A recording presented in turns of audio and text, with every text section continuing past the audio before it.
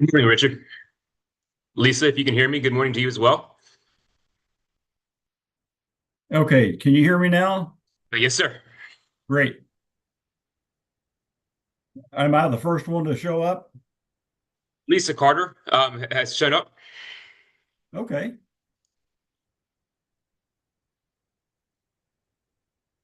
Yeah, they should be joining us here very shortly. We have a few folks joining from the directors' conference room here at the museum. Okay. What's the weather like down there or up there? Yeah. Well, probably down here, it's been extremely dry, like most areas in Virginia. But today it's actually really nice. It's I think around 80 degrees is the high and sunny, so we're in good shape today. Yep. How about you? Well, I'm actually down in Asheville today. Oh, okay. So yeah, it would be up. Yeah. Yeah, it's nice here, and we actually got a little bit of rain up in Waynesboro the other day. It was a pleasure to see it. Yeah, Uh, right. That's awesome. Yeah, we had a big line of rain on the radar come through, I guess, a couple of days ago, and somehow it still missed us completely. But yeah. eventually, it's going to happen. Yep. Waynesboro got hit by a drought pretty hard a couple of years ago, didn't they? That area? Yeah. And well, in fact, even now they're counting us as being in extreme drought now. I think in looking at the map, Martinsville is in the same kind of color region as far as drought severity goes. So yeah, the rivers are all down, and just praying for rain. Yeah, yeah. You never know. I mean, it could turn completely around any moment, really. Hopefully, that's the case. But yeah, it's my yard's the least of anybody's concerns, but I mean, it's completely dry at this point, to the point where it's having a really hard time growing anything. Yeah. Do you normally grow any kind of a garden or? So I just moved into my house not too long ago, so right now it's just the basic stuff. But I hope to have a garden going pretty soon. How Yeah. about you?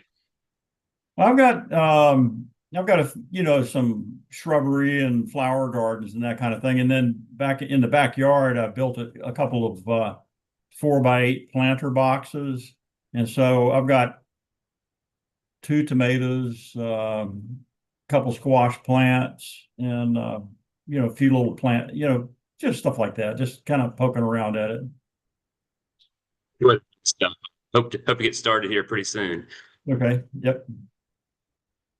Well, I've actually got three or four little tomatoes on them, about that size. Oh, hopefully you get enough water to them to them so that it continue to grow like that. Yep. Morning, Lisa.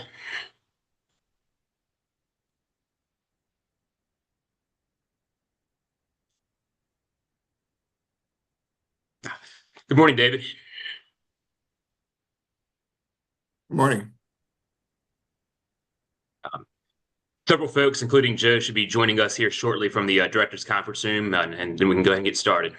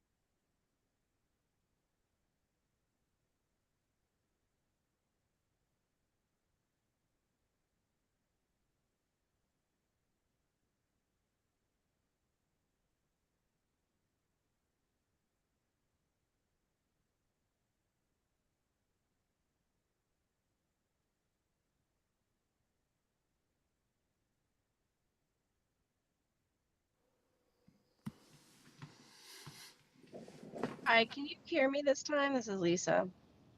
Yeah, we got you, Lisa. Here you, Lisa. Thanks.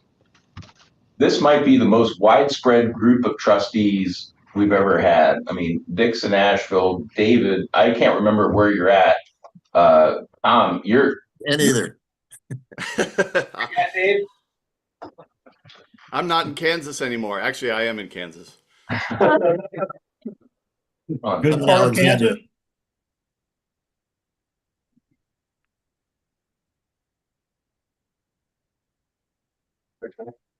Kansas.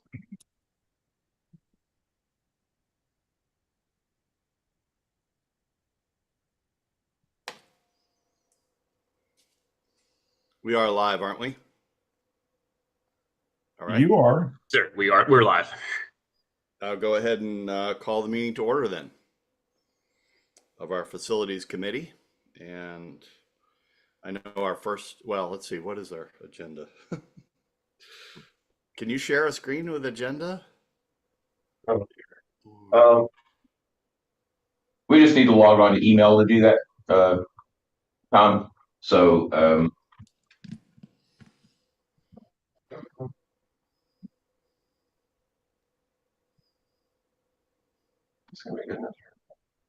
we've had Wi-Fi issues. I don't know if that's impacting anything this morning. Good job, John. Excellent. Thank you. For a second. Oh no. Free trial. Rope us into that. No way. All right. Okay, so we have a couple of sets of minutes to approve. Are we okay with a quorum here? Yes. Okay, so let's hear if there's any corrections to the minutes from August 9th.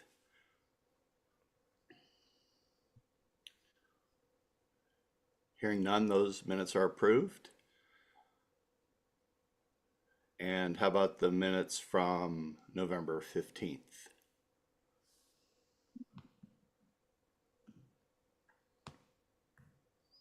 Hearing none, I'll approve those minutes as well.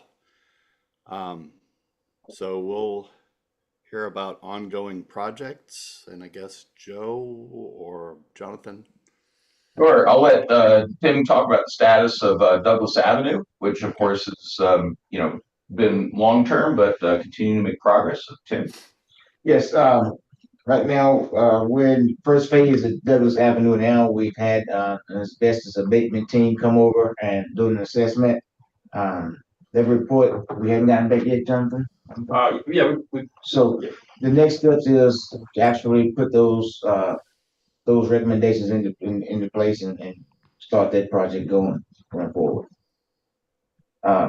After that, then we'll start on the HVAC and other areas of the facility. That's it for Douglas.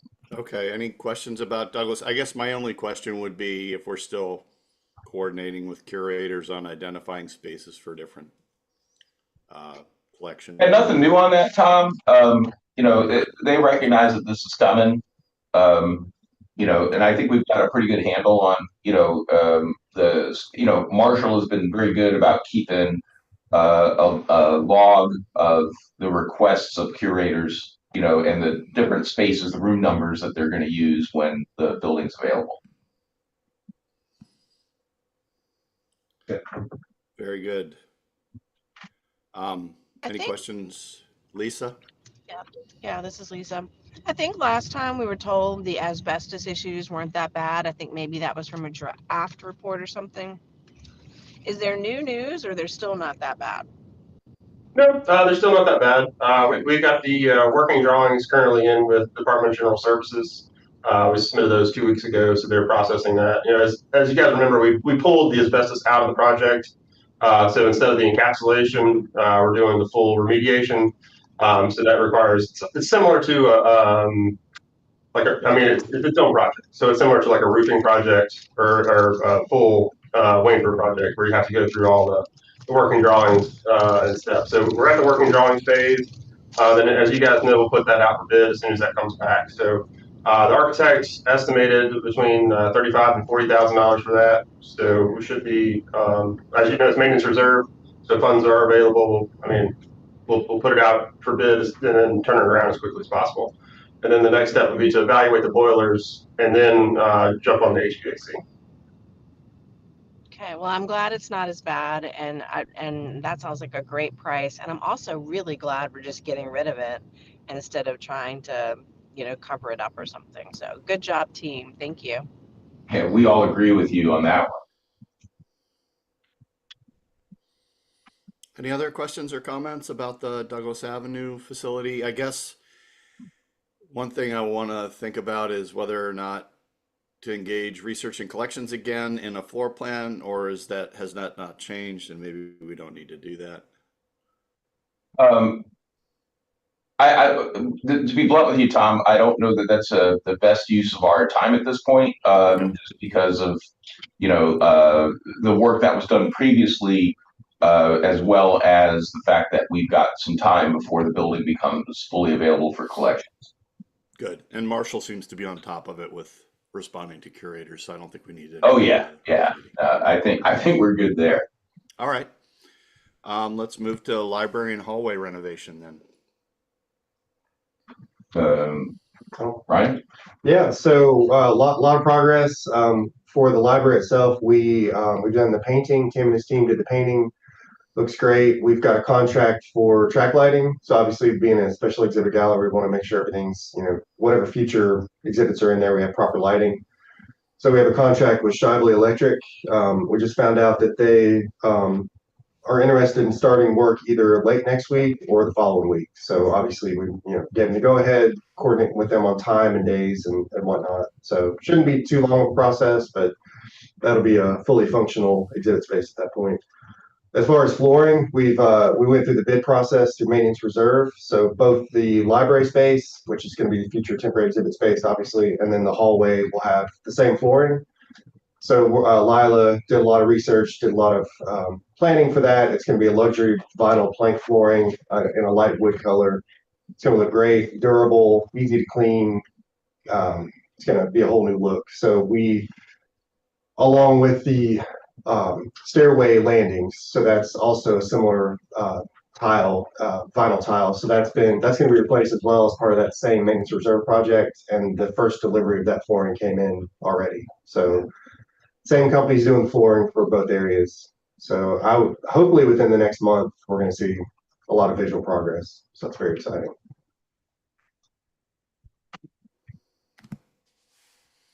Any questions for Ryan about that? Everything takes time. Especially here. Yeah, we'll just keep watching it. Well, and our third ongoing project is the mobile science outreach trailer. I'm a little bit more familiar with that one simply because it's in Waynesboro. But I don't know if Jonathan's going to cover that. Well, I was just there. Was it yesterday? Yesterday. No, the day before. Yeah, we went up. Let's just put it out there that the process of getting it hooked up, it is now back on the lot. It is on asphalt. And we have made multiple requests about getting it hooked up to a power pole so we have permanent power to it. And Dick has offered up some specific advice, but let's just say that has not exactly gone smoothly. All that said, we went up and installed a solar powered generator. So that way everything except the HVAC can be run right now. And it'll be running better after we go up a second time to replace the wire that I managed to cut while drilling a hole in the side of the trailer. So it was a very comical day of install at my expense. But yeah, anyway, we're going to have solar power up there, which will run the lights, the monitor, and a box fan. And the HVAC probably won't really, well, it's going to be warm today and there's an event. But all our volunteers are aware of, the access and everything else. So we're fully functional at this point. And in fact, let me see, an event starts in an hour and 19 minutes up there. Waynesboro Street Artist. Yeah, Street Artist Festival. Yeah. So our volunteers fortunately are up there, getting everything ready to roll. But it's nice to have power up there. We'll have the second solar panel hooked up within a couple of weeks here. Joe, what kind of capacity do you need to run that HVAC system up there? Dick, I don't know how to answer that question. I just know that the generator that we installed is not appropriate for trying to run an HVAC program. Right, okay. Yeah. So, Tim, what is the not the capacity, but the need, the electrical need? We got 2 units up there, so you got gonna have to run 277 to that trailer. It's a 3-phase, 4-wire, Hmm. 120/208 volt, 200 amp service. 120. Okay. All right. Where's the Joe, what is the holdup hold? in that? Oh, yeah, I think Lisa and I have the same question. So, Is it a Dominion thing I can help with? maybe, I mean, Jonathan already brought that up. Can we talk to Lisa? So, we basically focused on getting the solar in there to make sure that, you know, the volunteers had what they needed and they didn't have to run a drop line all the way over to the picnic pavilion, which also had its own issues because a snowplow ran over the junction box. So, so Lisa and Lauren, what bluntly put, what I was told was go to this department of the city, talk to this person, which we did, and they said, "Yeah, we'll get on it. Yeah, give us a call. Yeah, all this stuff." And then the last communication was, "Oh no, you've got to go to Dominion." And so Tim got contact information that was given to him by the city. That turned out to not be probably the appropriate people to talk to because it was billing, right? Yes. So Tim and Jonathan were talking to billing, but now we are going to be talking to another component of Dominion, right? We're working through billing. So Yeah. they're pretty much saying you need an account with us, and we're a state agency that doesn't have property in the area. We're trying to figure that one out. There's some hoops we have to jump through. So Lisa, maybe after the board meeting we can talk. We just need to grease the skids, I think, to to make that happen.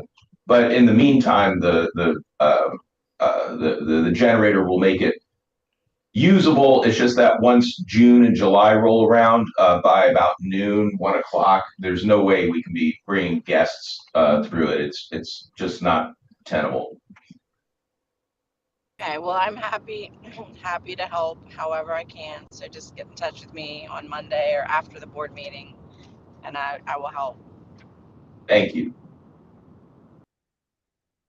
On a good note, I think when we opened for Riverfest and I got a chance to see the new exhibits, everybody was really impressed by the refresh. And in particular, I liked the exhibit that showed the area where we're planning to build our campus and some of the ground penetrating radar and the history of that site with the mill and the mill race. So I like the redesign on the inside. And, Thank you, Tom. and the wrap, yeah. Yeah, the wrap looks really good, and I'll definitely pass along to the team that developed the ground penetrating radar exhibit, which of course was initiated, by Carol Nash, and and then Hayden said that he could easily, translate that into a small exhibit. So it's really cool, and I agree with you, Tom, that it seems that people like it because of the local connection. And if I'm not mistaken, I think the count through the trailer was 775 individuals on The Riverfest. Riverfest, yeah, it was amazing. So it's getting really good exposure. And as you said, they're opening it again for Street Arts Festival, and I think our plan is to staff it regularly on Saturdays for the farmers market, like we did last year, which begins this weekend as well. Yes, sir. Anything else about ongoing projects? Regan, you're gonna have to train. Yeah, well, we're doing on job training right now. We just completed some HVAC renovations with the staff. So most of my staff, I have a team of 8, 4 full-time staffs and 8 part-time staff. Full-time staffs, we're mostly the guys that work on day-to-day operational stuff throughout the facility. So yeah, they're training as we have contractors come in. They're training with the contractors, and they have agreed to train our staff with any new equipment that comes in the facility, which is great with the company we're working with right now. So other than that, we just completed that, the upgrade on the HVAC systems. We just completed a renovation of our CCTV systems as well. As you guys know, the JSA pavilion has been completed. Woo, glad I got that. So what is that, Tim? the JSA pavilion out back. Oh, the pavilion. Yes, got it. Yep. Yes. So we've gotten that out of the way as well. So right now we're just focusing on just the upcoming festival, and all of our ongoing projects as we know of right now has been completed. So moving forward. Excellent. Thanks for that general update, Tim. Our next agenda item is future considerations of facilities strategic plan. Yeah, let me tee this up. Simply stated, Dick approached us with his particular background as a vice president of facilities through Longwood University. So the best synopsis of this is the idea that we began the discussion that, our building is now 19 plus years old. It's going to be 20 years old before we know it. And of course, now everything's going bad all at once. So Tim has been very busy and his team's been very busy about addressing a number of issues that a 20-year-old building is going to face. So Dick has encouraged us to develop a strategic plan that makes us look forward at the building rather than to be reactive. And so we're slowly putting that together. And before I turn it over to Dick for some commentary on what this all is going to look like, I'm just recommending to the board that during our board retreat in May of 2027, that, which is going to focus on the progress of our strategic plan and any modifications we have to make to it, that we include a specific line item in it that is the building strategic plan, not just what we've been doing, which has been fine because we had a new building. But now that the building has aged some, I think it's high time we include a line item in there. So Dick, I'm going to pass it over to you. If there's anything you want to comment on, working with Tim and other staff as far as putting together, this future viewpoint on our physical building. Sure. Basically, what this is all about is thinking about our facilities in a new way, and trying to set some strategic goals and develop particular strategies that will help us to ensure that the facilities are meeting the operational needs. And it's not only just meeting the operational needs of today, but what are we going to be doing 10, 15, 20 years from now, potentially, that may take some planning. So, the place to start, as I see it, and, in talking with Joe and Jonathan and Tim, is let's look at what we have now and look at how we're maintaining them and trying to move from a reactive stance into a preventive stance, to where what we're doing is anticipating what could potentially go wrong with the buildings, and hopefully keep the all of the units, HVAC units and other equipment running at peak efficiencies, which also helps us save a little bit of money on the O&M side. So thinking about maintenance is one area, and then the next is going to be space planning. What do we have? What kind of condition is it in? What are we going to be needing? What are the researchers and the curators going to need for storage maybe 10, 15 years out? And what is that space really going to look like? So again, just kind of looking at the facilities in a different way and in a different light. And so Tom and everyone else, I can rest assured, Tim is excited about this, even though he might. You can't see it on my face, but I really am. So yeah, so let's be prepared for May. You know, we're going to do our homework in the meantime.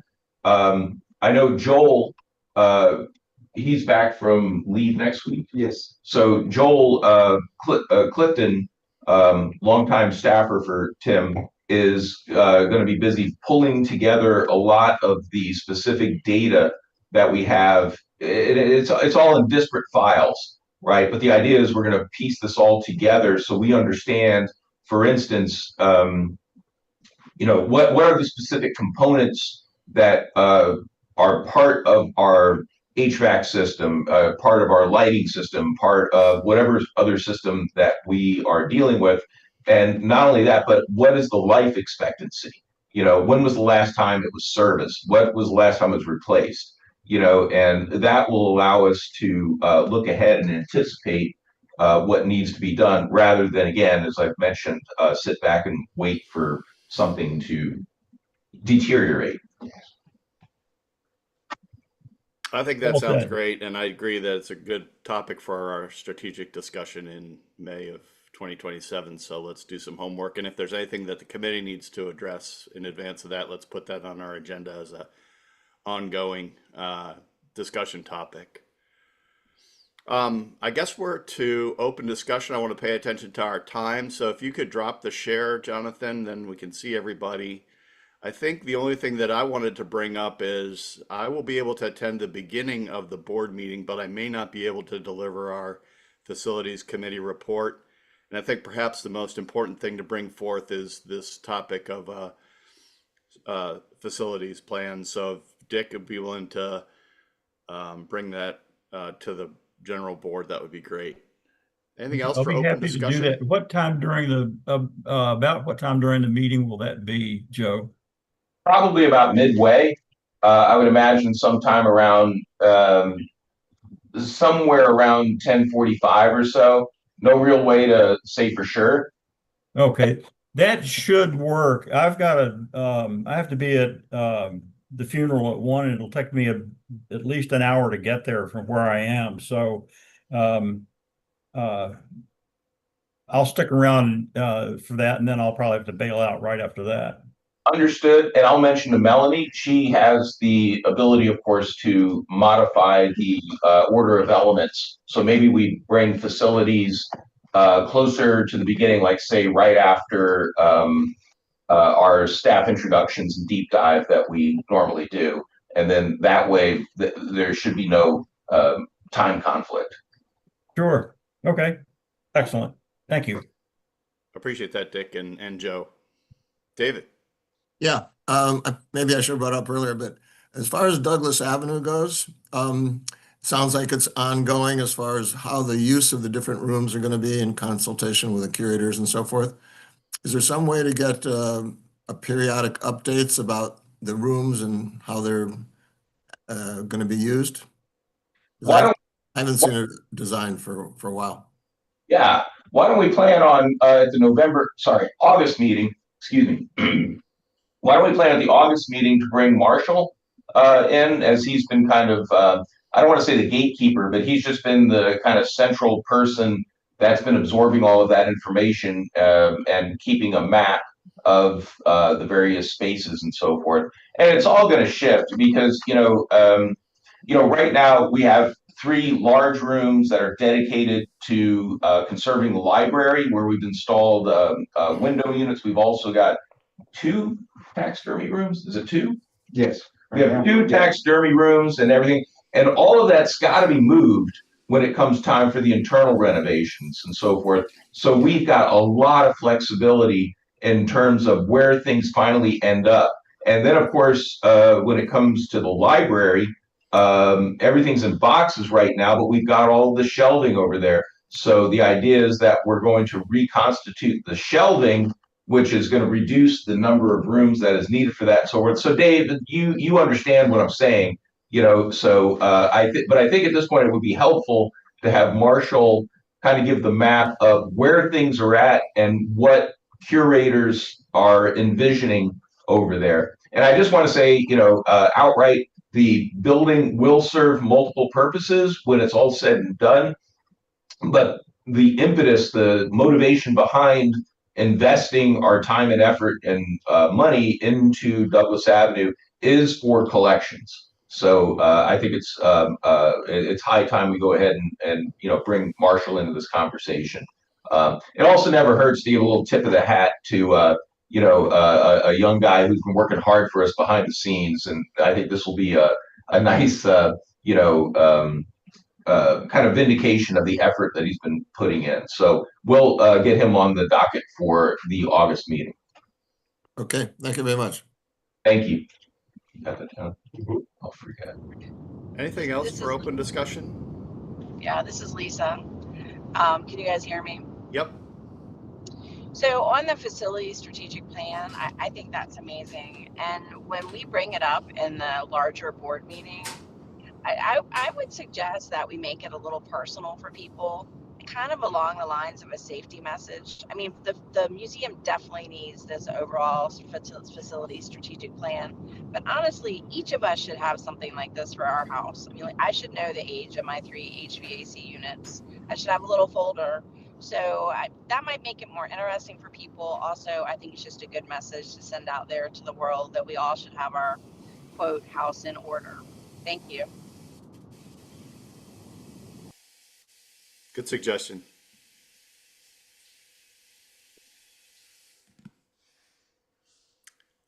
Anything else? I'm looking at our time. I think I want to go ahead and adjourn us so that some of us can make it to the Research and Collections Committee meeting. I appreciate the time today and your efficiency in covering our topics, and look forward to seeing you for the board meeting general. So we are adjourned. Thanks, Dad. Thanks, everyone. Hey, Joe? Yes. Joe, this is Dick. Would you have a chance to call me just for about 5 minutes? I'd just like to make sure that I've got the